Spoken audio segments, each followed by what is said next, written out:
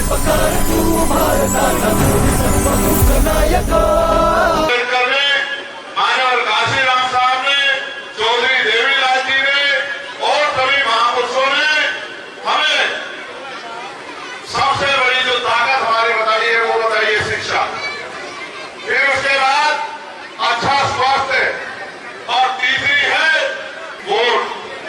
तो शिक्षा में बिना विधायक बने अपने साधनों से एक अच्छी नीयत से 70 गांव के इस विधानसभा क्षेत्र में 40 गांव में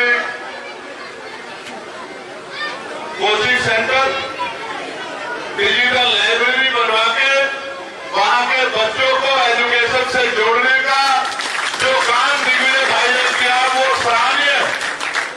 मैं नहीं मानता कि विधायक बनने के बाद आदमी 40 में करवा पाएगा। इन्होंने तो भीड़ ऐसे माइक का मैंने फर्क किया है ना, ऐसे ही और सब नकली है, यही वाला असली है। और लोग कहते हैं ना कि भाई हीरे की परख जो है, बैठो आप मत खड़े हो, सीनियर आदमी हो, बैठो। हीरे की परख जो है वो जौहरी को होती है। तो मैं गारंटी देकर कह सकता हूं, मैं सभी महान पुरुषों को नमन करते हुए गारंटी देकर कह सकता हूं कि दिग्विजय चौटाला से बेहतरीन विधायक आप में न आज न कभी भविष्य में होगा। मैं इस बात की गारंटी आपको। आज हम सुबह से सब लोग इकट्ठे हैं और बहुत सारी चर्चाएं हमने हरियाणा की राजनीति को, देश की राजनीति को, किसान कमेरों की राजनीति को, हक वंचित समाज के लोगों की राजनीति को लेकर की। और पूरी चर्चा का सार ये है कि जिस नेता के पास, नेता बहुत है देश में, नीति भी बहुत है, लेकिन अगर नीयत नहीं है तो वो चाहे किसी पद पे चला जाए वो आपके किसी काम नहीं आ सकता। मैंने पिछली विधानसभा रानिया में चौधरी रंजीत सिंह जी के प्रति जनता का प्रेम देखा।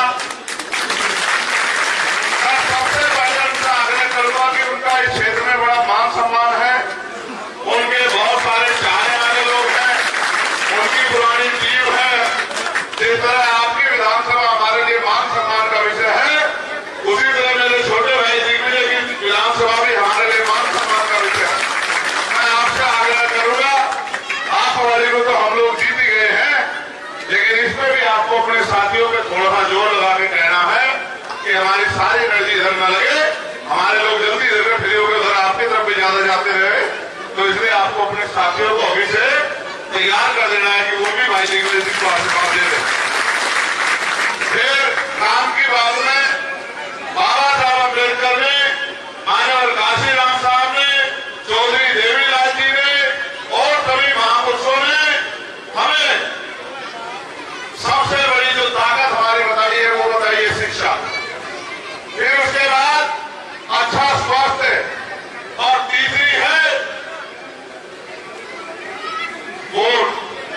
तो शिक्षा में बिना विधायक बने अपने साधनों से एक अच्छी नीयत से 70 गांव के इस विधानसभा क्षेत्र में 40 गांव में कोचिंग सेंटर, डिजिटल लाइब्रेरी बनवा के वहां के बच्चों को एजुकेशन से जोड़ने का जो काम दिग्विजय भाई ने किया वो सराहनीय है। मैं नहीं मानता कि विधायक बनने के बाद आदमी 40 में करवा पाएगा। इन्होंने तो भीड़ा बने ही ये काम करने का काम किया। सर, हम इसमें भी बढ़वा देते, कांग्रेस के विधायक ने इलेक्शन कमीशन को शिकायत कर दी, कोई बात नहीं, मुझे भरोसा है विधायक बनने के 1 साल के अंदर और बाकी 30 गांव में भी डिजिटल लाइब्रेरी बनेगी, जहां गांव के बच्चों को एजुकेशन लेने का, सीखने का, आगे बढ़ने का अवसर प्रदान होगा। साथ साथ अच्छी सेहत, निरोगी का सारी धन दौलत हो और आप स्वस्थ ना हो तो सब बेकार है। मुझे जानकारी मिली कि लगभग 17 गांव में जहां स्टेडियम नहीं, दिग्विजय ने प्रायोरिटी पे लेके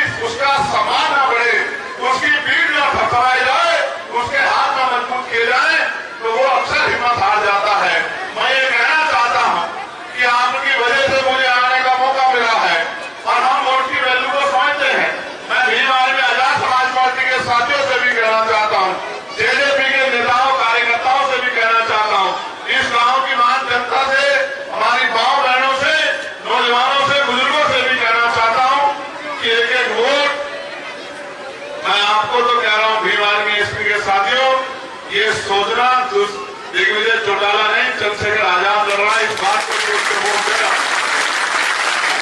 जेजेपी-एसपी गठबंधन प्रदेश की बहुत सारी सीटों पे मजबूती से चुनाव लड़ रहा है और आप देखना जिस तरह की न इधर की हवा न इधर की हवा, तो ऐसा भी हो सकता है इस बार फिर सत्ता की चाबी जेजेपी-एसपी गठबंधन, भाई दिग्विजय चौटाला, भाई दुष्यंत चौटाला, चौधरी रणजीत सिंह चौटाला और हमारे हाथ में हो। फिर आप देखना कि ना स्टेडियम भरेंगे। इस बात का तो आपको अपने दिल में सोचना चाहिए कि मेरी बात सही है या नहीं है, बताओ। मैं एक बात सुबह से कह रहा हूं, आप बड़े सम्मानित लोग बैठे हैं।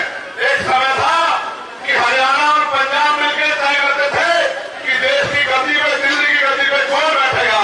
ये ताकत आपने पैदा की थी और ये ताकत किसान कबीलों की एकता से पैदा हुई थी कि एक तरफ दाऊ देवगढ़, दूसरी तरफ बादल साहब और तीसरी तरफ मानव काशीराम साहब डंडे झंडे के साथ एकजुट होकर अपनी लड़ाई को लड़ रहे थे और गांव गांव में बैठे किसान कबीले को जोड़ के मुट्ठी बना के आगे बढ़ाने का काम कर रहे थे।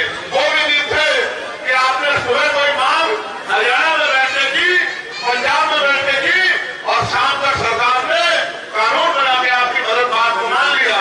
लेकिन आज के भी दिन है, आप 6-6 महीने बातों को कहते रहते हैं, कोई सुनता नहीं है। आज तो आने भी हो गया है, दिल्ली में बैठे लोग तय करते हैं कि आपकी वोट पे उनका कठपुतली मुख्यमंत्री कौन बनेगा, जो उनके हिसाब से काम करेगा, जहां से रुपया पैसा इकट्ठा करेगा और उनकी तिजोरियां भरेगा। आपको सोचना चाहिए कि ये इतना बड़ा अन्याय हरियाणा के साथ क्यों हो रहा है और इसका जिम्मेदार कौन है। और जिस दिन आपने अपनी ताकत को पहचान लिया, ना हरियाणा का पैसा बढ़ जाएगा, ना हरियाणा की जवानी नशे में डूब के कमजोर पड़ेगी। हरियाणा हमारा बल है, देश का सम्मान हरियाणा में पहलवान बढ़ाते हैं। इस बार भी 6 में से 5 मेडल हरियाणा के बेटियों ने दिलाने का काम किया है। और मैंने पार्लियामेंट में भी कहा था कि सरकार ने हरियाणा का बजट कम करके गुजरात का बजट बढ़ा दिया, क्योंकि वो जानता है कि ये वो नस्ल है, ये किसान परिवारों की, कबीले परिवारों की नस्ल है। ये बीज देख के बता देते हैं कि कैसी फसल होगी। मैं आपसे कह रहा हूं, अपनी शक्ति को पहचानो, अपनी ताकत बनाओ, इनके चक्कर में ना पड़ो। हम यूपी से भी तो त्रिपाल राज करेंगे और आप लोग भी राज करो और अपने बीच से काम करने वाले लोगों को ताकत देकर आगे भेजो। और इनसे ताकत, इनका कठपुतली मुख्यमंत्री आपका काम करेगा, इनका काम करेगा, आप बताओ। वो उनका काम करेगा, उनके हिसाब से चलेगा। जब आपके घर में ताकत है और हम लोग आपके साथ खड़े हैं कि हरियाणा अकेला नहीं है, दाऊ देवलाल जी का, मानव काशीराम साहब का जो बड़ा सपना है हम नौजवान पूरा करेंगे। तो आपको हिम्मत दिखानी चाहिए और एक एक विधानसभा को जिता के अपनी ताकत बनानी चाहिए। आज जब मैं यहाँ बोल रहा हूँ, उनके सीने पे सांप लौट रहे होंगे, सांप लौट रहे होंगे। क्या नशे को रोकने का सबसे बड़ा काम इनका संगठन करता है, नहीं करता है, आप बताओ। आप महसूस करके देखिए, मैं जो आप बात आपसे कह रहा हूं, आप बगल वाले लोग हैं, आप सम्मानित लोग हैं, आप खेती किसानी करने वाले लोग हैं। बताओ हरियाणा को, हरियाणा की ताकत को कमजोर किया गया है, नहीं किया गया, इसके पीछे कौन है? आप चाहो, वोट का अधिकार आपके पास है, आप जिसे चाहो कुर्सी में बिठा दो और जिसे चाहो कुर्सी में फटक दो। ये तो उंगली में आपकी बाबा साहब अम्बेडकर ने इतनी ताकत दी है कि आप अपने बलबूते में हरियाणा में नेतृत्व निर्माण कर सकते हैं। और जब ऐसे नौजवान, शहीद आजम भगत सिंह को नेता मानने वाले नौजवान जब मैदान में हैं, तो मैं अपने लोगों से भी कहना चाहता हूं, किसान कबीले से, कि मौका नहीं चूकना है। ऐसा ना हो अब मौका चूक जाए और 5 साल पछताना पड़े। इस बार भाई दिग्विजय जी को अपना कीमती वोट देकर, चाबी का बटन दबाकर, एक वोट चाबी पर डालकर चुनाव जिता के भेजना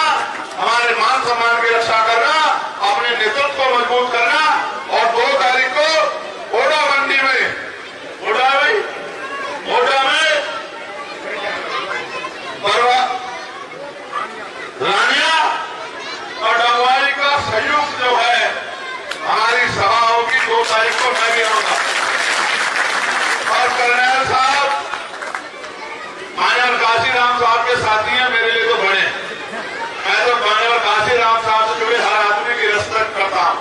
मैं चौधरी जीवीलाल जी से जुड़े हर आदमी की रिस्पेक्ट करता हूँ, क्योंकि मैं मानता हूँ कि उन्होंने, अगर ये रास्ता अपनाया नहीं होता तो आज इस देश में आप अपनी पार्टी का झंडा उठा के नहीं घूम रहे होते। आज भी आप पिछले को बना के इन्हीं दलों के पीछे घूम रहे होते। लेकिन मैं ये कहना चाहता हूँ, 2 तारीख को 3 बजे हमारी सभा है, वो सभा भी ऐतिहासिक होना चाहिए। ये भी जिम्मेदारी आपके कंधों में है।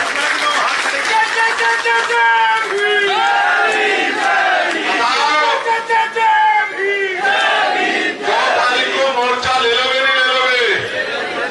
हाथ उठा के बताओ, मोर्चा ले लोगे नहीं ले लोगे 2 तारीख को? और बताओ 5 तारीख को दिग्विजय को जिता दोगे नहीं जिता दोगे? दोनों हाथ उठा के बताओ। और दिग्विजय को इसलिए मत जिताना कि दिग्विजय को एमएलए बनना है, इसलिए जिताना कि दिग्विजय आपके बच्चों के भविष्य को मजबूत करने के लिए काम कर रहा है। जैसे जैसे दिग्विजय आगे बढ़ेगा, वैसे वैसे आपके बच्चों का भविष्य सुनहरा होगा। और रानिया में जो लोग आपके रहते हैं, उनको भी ये संदेश भेज देना कि वहां चौधरी रणजीत सिंह जी को गन्ना किसान के निशान पर वोट करके कामयाब करके विधानसभा भेजना। मैं आप सबका धन्यवाद करता हूं।